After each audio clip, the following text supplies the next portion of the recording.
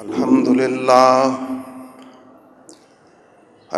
للہ نحمده ونستعینه ونستغفره ونؤمن به ونتوکل علیہ ونعوذ باللہ من شرور انفسنا ومن سیئات اعمالنا من يهده الله فلا مضل له ومن يضلله فلا هادي له ونشهد أن لا إله إلا الله وحده لا شريك له ونشهد أن سيدنا ونبينا ومولانا محمدا عبده ورسوله أرسله بالحق بشيرا ونذيرا بين يدي الساعة أما بعد فأعوذ بالله من الشيطان الرجيم بسم الله الرحمن الرحيم لقد صدق الله رسوله الرؤيا بالحق لتدخلن المسجد الحرام إن شاء الله آمنين محلقين رؤوسكم ومقصرين لا تخافون فعلم ما لم تعلموا فجعل من دون ذلك فتحا قريبا هو الذي أرسل رسوله بالهدى ودين الحق ليظهره على الدين كله وكفى بالله شهيدا محمد رسول الله والذين معه أشداء على الكفار رحماء بينهم تراهم ركعا سجدا يبتغون فضلا من الله ورضوانا سيماهم في وجوههم من أثر السجود ذلك مثلهم في التوراة ومثلهم في الإنجيل كزرع أخرج شطأه فآزره فاستغلظ فاستوى على سوقه يعجب الزراع ليغيظ بهم الكفار وعد الله الذين آمنوا وعملوا الصالحات منهم مغفرة وأجرا عظيما صدق اللہ علیہ۔ حضرات گرامی، میرے بھائیوں، بزرگوں اور دوستوں اور میری معزز بہنوں اور بیٹیوں، ربیع الاول کی آمد کے ساتھ ہی مسلمانوں کے معاشرے میں ایمان کی ایک لہر سی دوڑ جاتی ہے۔ اللہ تبارک و تعالیٰ کے ساتھ جڑنے اور نبی اکرم صلی اللہ علیہ وسلم کے دامن مصطفیٰ میں پناہ لینے کے لیے چاروں طرف مسلمانوں کے انفرادی دائرے میں بھی اور اجتماعی طور پر بھی درود و سلام کی محفلیں سجتی ہیں۔ آقا کے ذکر سے، نام نامی سے، اسم گرامی سے دل و دماغ کی دنیا معطر ہوتی ہے، اور کوئی حوالہ ایسا نہیں کہ جو ویران پریشان رہ جائے۔ ہر حوالے سے نبی آخر الزماں صلی اللہ علیہ وسلم کے ساتھ عقیدت کے، محبت کے، عشق کے جتنے عنوانات ہیں وہ دور تک سجائے جاتے ہیں، اور مختلف حوالوں سے ذکر رسول صلی اللہ علیہ وسلم کی محفلیں آراستہ پیراستہ ہوتی ہیں۔ چھوٹے اجتماعات ہوں، بڑے جلسے ہوں، نبی صلی اللہ علیہ وسلم کا نام نامی اہل ایمان کے لیے، مسلمانوں کے معاشروں کے لیے اور قرآن و سنت کے علمبردار دین کے دعوے داروں اور داعیان اللہ کے لیے، جہاں ایک طرف محبت کا پیغام لے کر آتا ہے، وہیں جد و جہد کی نئی داستانیں رقم کرنے اور کشمکش کے نئے عنوانات مول لینے کے لیے بھی انسانوں کو آمادہ، تیار اور پیکار کرتا ہے۔ تاریخ کے جھروکوں میں جھانکیے اور ماضی سے رشتوں کو استوار کیجیے تو نبی اکرم صلی اللہ علیہ وسلم صفا کی چوٹیوں پر، فاران کی چوٹیوں پر کھڑے نظر آتے ہیں اور بآواز بلند یا صباحا یا صباحا کی پکار سے لوگوں کو اپنی طرف بلاتے، جمع کرتے، اکٹھے کرتے دکھائی دیتے ہیں۔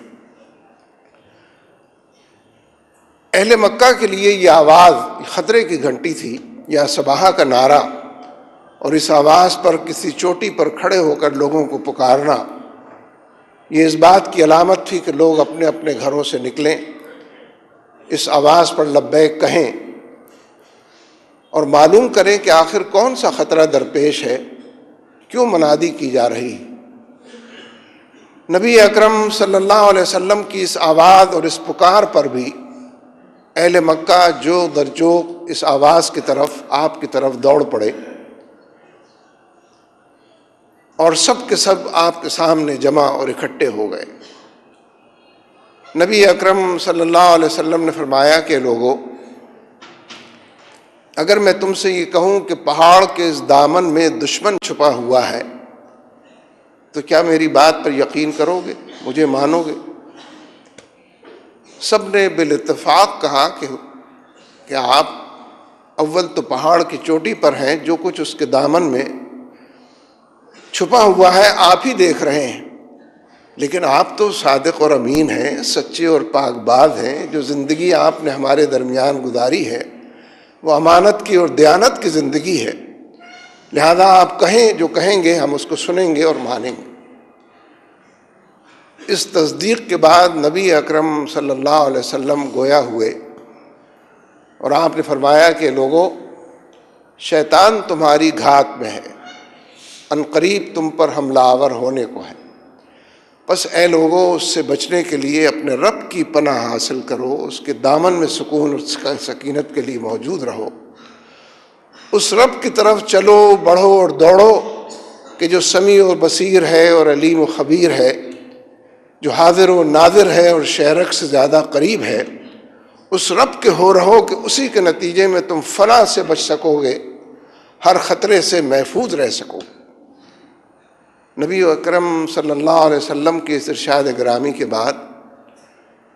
پورے مجمع پر سناٹا طاری ہو گیا۔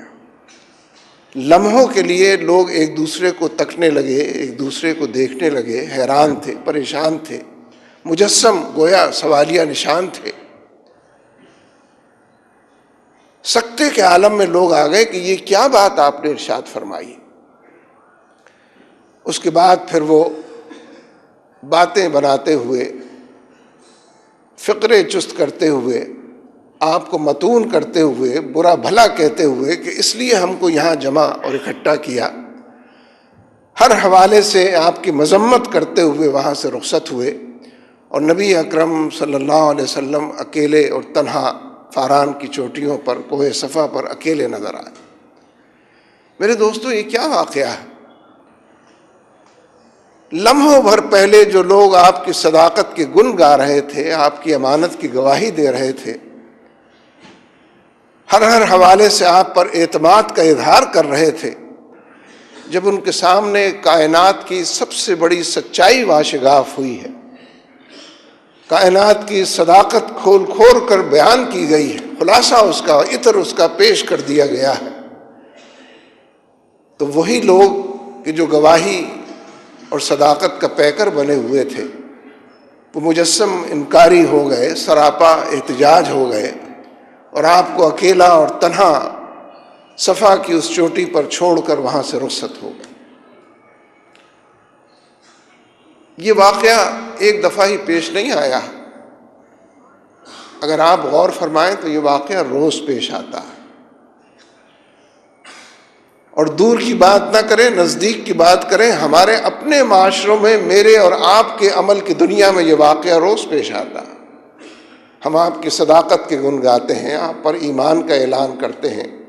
ہر طرح کی گواہی اور شہادت دیتے ہیں، آپ کے نام کا کلمہ پڑھتے ہیں، جنتوں کی بشارت سنتے ہیں، دامن مصطفیٰ میں پناہ لینے کے گن گاتے ہیں، لیکن کتنے لوگ ہیں کہ جو آپ کی سنت پر عمل پیرا ہوتے ہیں؟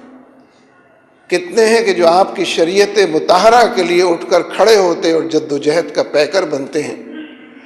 کتنے ہیں کہ جو جد و جہد اور کشمکش آپ ہمارے درمیان چھوڑ گئے ہیں، اس کی اتباع اور پیروی کے لیے زندگی کو اپنی تج دیتے ہیں اور انہی حوالوں سے اپنی شناخت کو اجاگر کرتے ہیں؟ کتنے ہیں ہم میں سے؟ ہم تو ماننے کے باوجود بھی کتنا مانتے ہیں؟ ربیع الاول ہم سے پوچھ رہا ہے، بزبان حال پوچھ رہا ہے، بزبان قال پوچھ رہا ہے، مسلسل بتکرار باصرار پوچھ رہا ہے کہ لوگوں جو ایمان کا دعویٰ کرتے ہو، جو آقا کے حوالے سے اپنی نجات کا سامان کرتے ہو، جو شفاعت کے عنوانات دور دور تک کہکشاں کی طرح سجاتے ہو، کیا تم ان کی اتباع اور پیروی کرتے ہو؟ کس کس طریقے سے ان کی ناموس کو للکارا گیا، کن کن حوالے سے ان کی عزت پر اور توقیر پر حملے کیے گئے؟ تم اٹھے، تمہاری زبان کھلی، تم نے پیروں کو غبار آلود کیا، تم نے سر سے کفن باندھ کر عزم کیا۔ حقیقت یہ ہے کہ سیرت کا ہر واقعہ اپنی جانب کھینچ لیتا ہے، سیرت کا ہر واقعہ ایک پیغام نشر کرتا ہے، لیکن یہ بھی ایک حقیقت ہے، اور یہ بہت بڑی اور شاید سب سے بڑی حقیقت ہے، کہ سیرت کے جتنے واقعات ہیں، وہ مکی ہوں یا مدنی ہوں، وہ حالت سفر کے ہوں، حالت حضر کے ہوں، وہ حالت امن کے ہوں، حالت جنگ کے ہوں، وہ اخوت اور بھائی چارے کے رشتوں میں پروئے ہوئے اجتماعیت کے ہوں، یا کفار کو للکارنے اور منافقین کی سرکوبی کرنے کے، سیرت کے جتنے واقعات کتابوں میں دل و دماغ کی دنیا میں محفوظ ہیں، یہ اتفاقی اور حادثاتی واقعات نہیں، یہ اچانک رونما ہونے والے واقعات نہیں۔ ایسا نہیں ہے کہ حضور گھر سے نکلے تو لوگوں نے اتفاقاً آپ کو پتھر مارنا شروع کر دیے، ایسا نہیں ہے کہ آپ گھر واپس لوٹے تو لوگوں نے کہا کہ آج کانٹے بچھا دیتے ہیں۔ جو دشمن کر رہے تھے وہ بھی پوری ایک اسکیم تھی، اور اس کے حوالے سے اس کے مقابلے میں نبی اکرم صلی اللہ علیہ وسلم اور صحابہ کی جماعت جو کچھ کر رہی تھی، وہ بھی ایک منزل کی رہنمائی کر رہی تھی۔ اس لیے سیرت کے تمام واقعات آپس میں جڑے ہوئے ہیں، ملے ہوئے ہیں، ایک کے بعد دوسرے واقعے کا پیش آنا، ایک حادثے کے بعد دوسرے حادثے کا رونما ہونا، یہ تمام واقعات ایک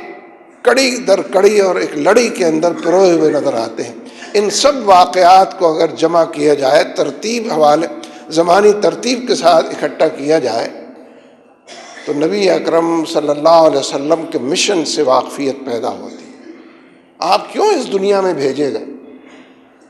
اللہ تبارک و تعالیٰ نے اپنے محبوب ترین بندے کو کانٹوں پر چلنے کے لیے، پتھروں کی یورش کے لیے، گالیاں سننے کے لیے بھیجا تھا؟ کیسے ممکن ہے؟ اللہ تبارک و تعالیٰ محبوب ترین بندے کو لوگوں کے درمیان اجنبی بننے کے لیے بھیج رہا۔ لَقَدْ كَانَ لَكُمْ فِي رَسُولِ اللَّهِ أُسْوَةٌ حَسَنَةٌ، آپ کی زندگی میں رہتی دنیا تک تا قیامت اگر انسانوں کے لیے، ہم سب کے لیے بہترین نمونہ ہے، تو اس کا مطلب یہ ہوا کہ نبی اکرم صلی اللہ علیہ وسلم ایک مشن کے علمبردار تھے، ایک مقصد کو بروئے کار لانے کے لیے، ایک منزل کی طرف پوری انسانیت کو ہکانے کے لیے، انہی جذبوں سے لوگوں